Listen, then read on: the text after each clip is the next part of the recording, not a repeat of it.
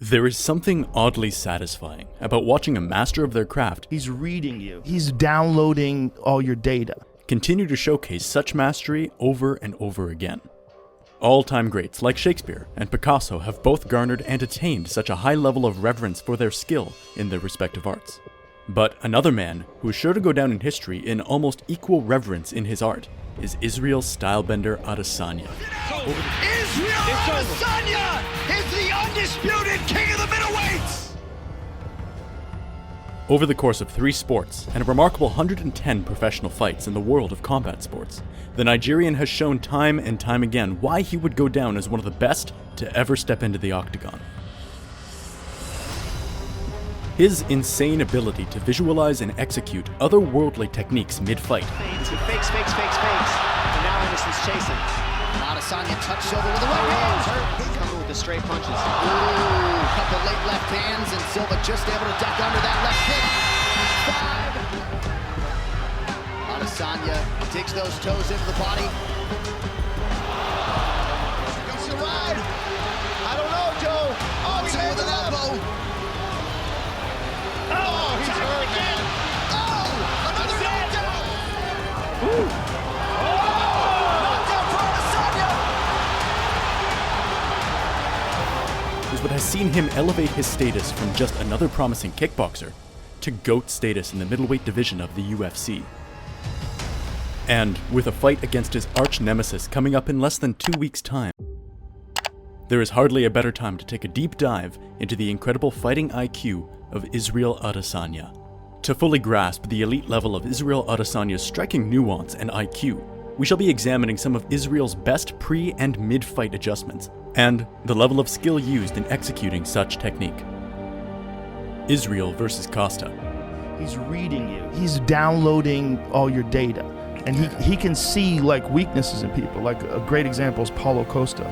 Paulo Costa steamrolled everybody. He was just smashing people. He's a giant dude. They called him the Eraser. He would just move forward and just fucking and Izzy just picked him apart. He made him look foolish. Yeah. And by the end of the first round, you could see he was baffled. Like he was fucked. Because he knew, like, I can't hit this dude, and he's standing right in front of me. And he would swing at Izzy, and Izzy would be just out of range, and then he'd make him pay. Just out of range, make him pay. And then after he stopped him, he humped him. To kick off our list is the matchup between Israel Adesanya and Paulo Costa, in what is arguably Israel's best ever performance and display of fight IQ within the octagon. Prior to fight night, Costa had developed a reputation for being almost invincible. He was known for walking down his opponents and throwing wild combinations at them before knocking them out. That's it. And given how Izzy fared in his previous fight against Romero, fans and pundits alike were expecting Costa to floor the champion. But little did we know he had a game plan. From the moment the fight started, Izzy constantly attacked the lead leg of Costa, who relied heavily on his movement. By doing this, he was able to restrict and nullify Paulo's ability to move forward and throw any of his fight-ending shots. And in the second round, after Costa's leg was battered completely, Izzy took the initiative and delivered a combination with his hands that proved to be too much for the Eraser. Drops him, and Israel goes in for the kill, starts smashing him with hammer fist, very similar to the finish against Rob. In many ways, this could be said to be arguably the greatest championship performance in a championship fight. Israel versus Brunson. Around 4 years ago, Israel Adesanya was scheduled to take on Derek Brunson in his Madison Square Garden debut. It was billed as Izzy's first foray into the big leagues, given Brunson's credentials at the time.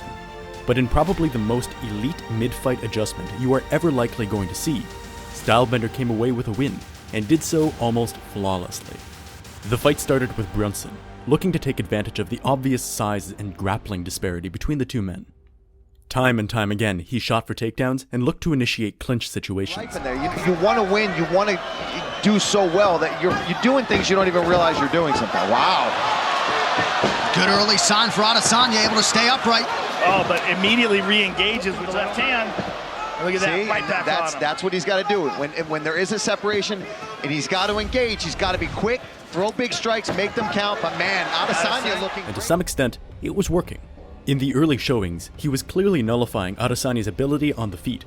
But this is where Izzy's mind came into the fore. After realizing the game plan of Brunson, he came up with a counterplan mid-fight, and to devastating effect. In one of Brunson's takedown attempts for Izzy's legs, Izzy placed a perfectly timed knee right to the temple of the oncoming Derek. It was the moment that completely changed the course of the fight, as he was able to follow up with punches and a sensational question mark kick to put the fight to bed. That kid's the truth right now. 100%. That was a big test for him tonight, and he got an A+. Israel versus Whittaker. People are saying, you just got to get him on his back. Then why haven't anybody done it? Why hasn't anybody done it? If it's that simple, why has nobody in the history of Adesanya's career just taken him down and held him down for 5 rounds? Why? Because he's fucking hard to take down. Following up on Izzy's remarkable mid-fight adjustment against Derek Brunson is his absolute demolition of Robert Whittaker. You know a fighter is great when he's able to dismantle a fellow great fighter and make it look easy. And that is exactly what Stylebender did in his title matchup against Whittaker. Coming off of 2 5-round victories against Yoel Romero, Whittaker was developing quite a reputation for himself. He was young, hungry, and had an insane ability to blitz in and out of range of his opponents with remarkable speed, hitting them before they even knew what was happening. Remember, there it is. Man, oh! 2 early knockdowns for Whittaker. Tomorrow's his own! But this proved to be his downfall against Israel. Due to Izzy's remarkable understanding of range and distance, and ability to glide out of range of opposing attacks,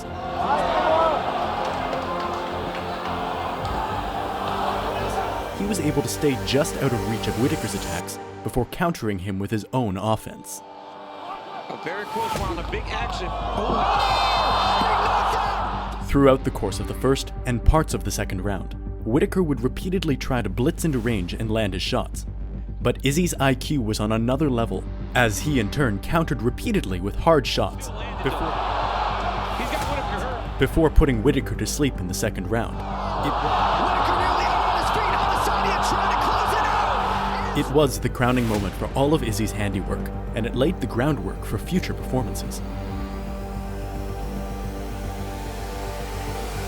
Izzy might have a brain that supersedes the chasing pack at the 185-pound division, but it won't mean anything if he doesn't possess the skill necessary to capitalize on the reads he makes.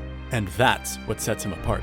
His technical know-how makes him primed to capitalize on any reads made before and during the fight. Feint, you want to use your front leg. You're not traveling with it, but you want to pretend. So, in this section, we'll be taking a brief look at some of Israel's most adopted techniques. The pull counter. Due to Izzy's tendency to leave his hands very low, he depends on a lot of elite movement with his upper body to evade strikes and land counters. He does it by moving laterally and inviting his opponents over to swing, before striking with a counter of his own. Question mark kick. In many respects, this is arguably Israel's signature technique, and it is one that he has used to devastating effect against a host of elite martial artists. The kick is done by feigning a low kick before switching it up at the last second. Due to its nature and difficulty, very few people are able to attempt it, but with Stylebender, such skill is his forte. Feints. Many fighters are capable of adopting the use of feints in their approach, but no one does it to such effect like the last Stylebender. In every one of his fights, he uses little and subtle shifts in his hips and hands to draw reactions from his opponents, and he makes reads on those reactions before capitalizing on them. For a fight. So he goes like that straight away. And you see what I mean? He's reacting as well. The more you feint, the more reads you get. For a fighting genius like Israel Adesanya, a deep dive into his insane fighting IQ would be endless. There are so many new facets and innovations that he continues to add in every fight. But one thing we can say for certain is that the man's fighting brain and ability to counter his opponent's strengths is unmatched. And it would take a rather Herculean effort to usurp the supremely great Israel Adesanya.